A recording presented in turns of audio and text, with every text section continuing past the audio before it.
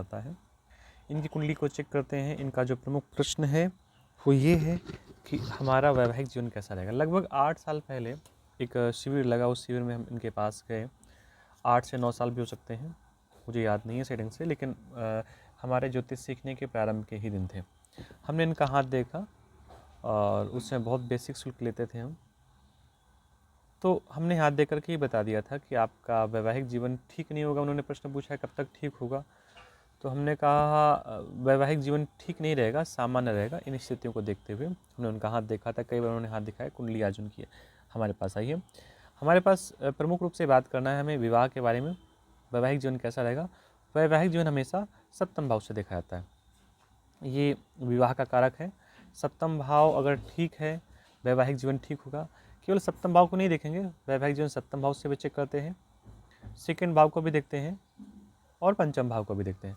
अब इन तीनों भावों को देखने का मतलब क्या है? देखिए, जन्म कुंडली में सप्तम भाव जो है ये तो विवाह का कारक है, क्योंकि इसको 7वां भाव बोलते हैं। सप्तम से 8वां ये वाला हो गया, ये भी विवाह का कारक है। और सप्तम से इसको 11वां बोलेंगे, ये भी विवाह कारक है। कुल मिला के ये जो जातिका है इसका विवाह का भाव सप्तम भाव से, और इस सप्तम भाव की ये आय है कौन सा? पंचम भाव।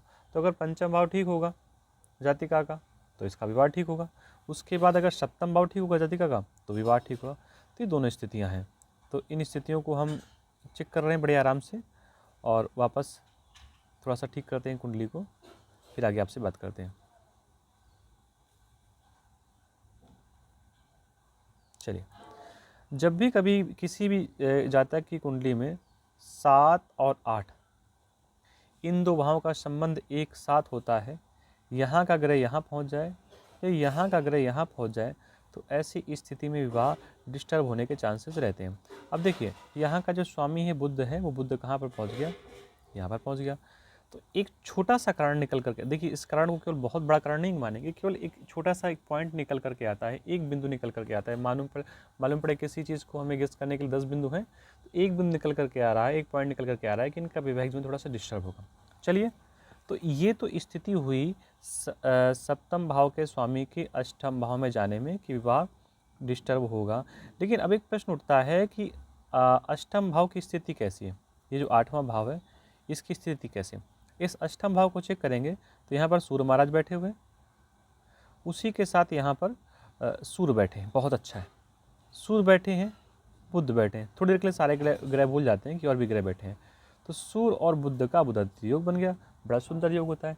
यानी सप्तम भाव का स्वामी अष्टम हाउस में गया, विवाह डिस्टर्ब रहेगा, लेकिन बुधादित्य योग बन रहा है, अष्टम हाउस से बन रहा है, उतना पावरफुल नहीं होगा, लेकिन बुधादित्य योग बन रहा है। अब बुधादित्य योग बन रहा है तो स्थितियाँ ठीक हैं, मानते हैं। लेकिन अष्टम भाव को यहीं पर हम नहीं रोकेंगे, इस पर हम थोड़ा और गौर करेंगे कि अष्टम भाव की अपनी स्थिति क्या है।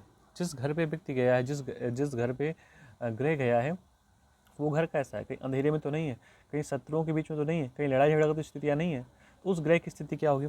सप्तम भाव विवाह सुख कारक है, सप्तम भाव में सूर्य बैठे हैं, ठीक है, बुध का सूर्य के साथ संबंध अच्छा है, स्थान अष्टम है, तो थोड़ा सा इसको गड़बड़ भी मानते, अच्छा मानते हैं। लेकिन सूर्य अकेले बैठे होते तो भी स्थिति काफ़ी ठीक थी। सूर्य के साथ यहाँ पर शनि महाराज बैठ गए, पिता पुत्र बैठ गए, ऐसे पिता पुत्र जिनकी आपस में नहीं बनती। अब जिनकी आपस में नहीं बनती वो दूसरे की आपस में कैसे बनने देंगे?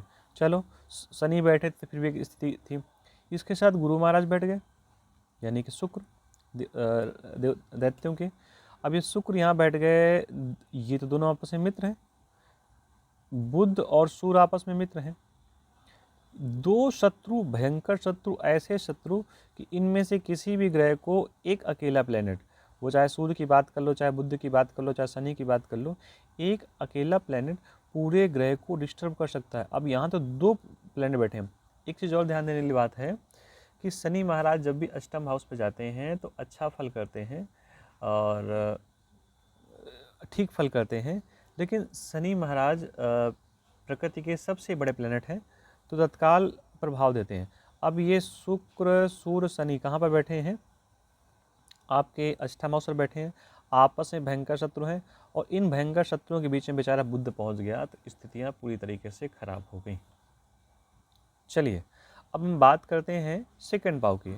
तो इन सभी की जो दृष्टि है वो जाकर के पहुंच गई आपके सेकंड भाव में।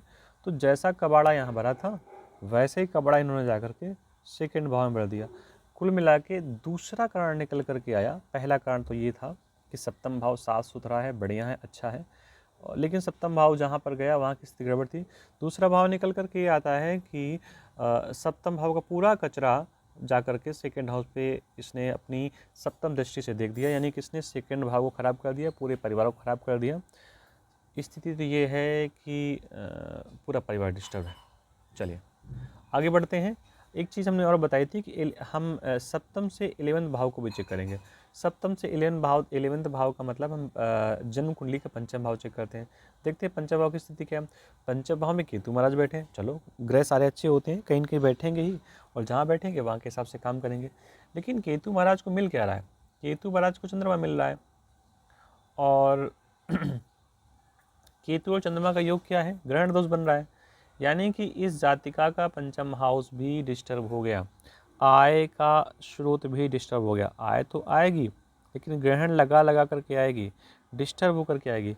यानी कि जातिका का जो 3 पॉइंट हमने बताए, सप्तम भाव, उसके साथ सेकंड भाव, उसके बाद पंचम भाव, ये तीनों भाव इस जातिका के डिस्टर्ब हो गए। चलो थोड़ा सा और चेक कर लेते हैं।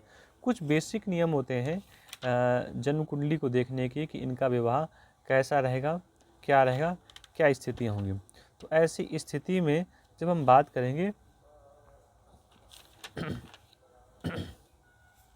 लड़के और लड़की की जब कुंडली होती है तो लड़के की कुंडली के लिए हम शुक्र देखते हैं और लड़की कुंडली के लिए हम मंगल देखते हैं। अब ये महिला की कुंडली है, इनका मंगल की स्थिति क्या है? तो मंगल तो आपके पंचम भाव के स्वामी हैं, बहुत अच्छा है, पंचम भाव के स्वामी हैं और त्रिकोण के स्वामी हैं, और एक त्रिकोण का स्वामी जा करके दूसरे त्रिकोण में बैठ गया, बड़ी अच्छी बात है। सूर्य के घर में बैठ गया, और एक जो गर्म प्लैनेट था वो दूसरे गर्म प्लैनेट के पास बैठ गया है, अग्नि तत्व वाले ग्रह के पास बैठ गया। तत्वों के हिसाब से तो मित्र हैं, वैसे ही मित्र हैं, अच्छा है। लेकिन मंगल ठीक होना चाहिए।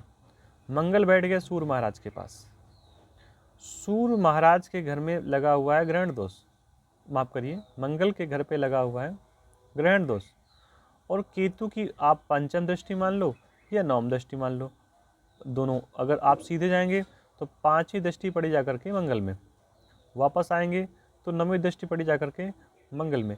कहने का मतलब इस ग्रहण दोष ने मंगल को भी दूषित कर दिया। जातिका की कुंडली में अगर मंगल डिस्टर्ब है किसी कारण से, किन्हीं कारणों से, तो उसको बहुत अच्छा नहीं मानेंगे विवाह की दृष्टि से। थोड़ा मंगल को भी चेक कर लेते हैं। मंगल अभी निकला कहाँ से? 4 नंबर के भाव से निकला है, गया कहाँ पे है? 5 नंबर के भाव में, माफ़ करिए 5 नंबर की राशि पे। अष्टम भाव से निकला है, 9 हाउस पे गया, अष्टम भाव से गुजर करके भाग्य के भाव में गया। अभी जातिका का भाग्य कैसा होगा? जहाँ से मंगल निकल करके गए हैं यहाँ स्थितियाँ बहुत ख़राब हैं, बहुत नाजुक हैं, और यहीं से मंगल अभी अभी कुछ देर पहले 14 डिग्री के हैं, तो कुछ महीने कुछ दिन ही कह सकते हैं, महीने नहीं कहेंगे क्योंकि पूरा महीना नहीं निकलेगा, कुछ दिन पहले ऐसे थे। यानी कि आप मोटा मोटी बात करें, बेसिक बात करें, तो मंगल भी इनका किसी न किसी कारण से डिस्टर्ब है। एक चीज़ और भी होती है कि जब भी किसी की भी कुंडली में केतु और मंगल का योग बनता है, वैसे केतु और मंगल एक जैसा ही प्रभाव करते हैं, लेकिन केतु और मंगल का योग बनता है तो ऐसी स्थिति में विवाह डिस्टर्ब होता है, ऐसा मान करके आपको चलना चाहिए किसी भी कुंडली के लिए। ये एक हमने बेसिक पॉइंट आपको जनरल सा बता दिया। अब हम बात करते हैं कि थोड़ा सा और चेक कर लेते हैं, 9th हाउस की बात कर लेते हैं, माफ़ करिए,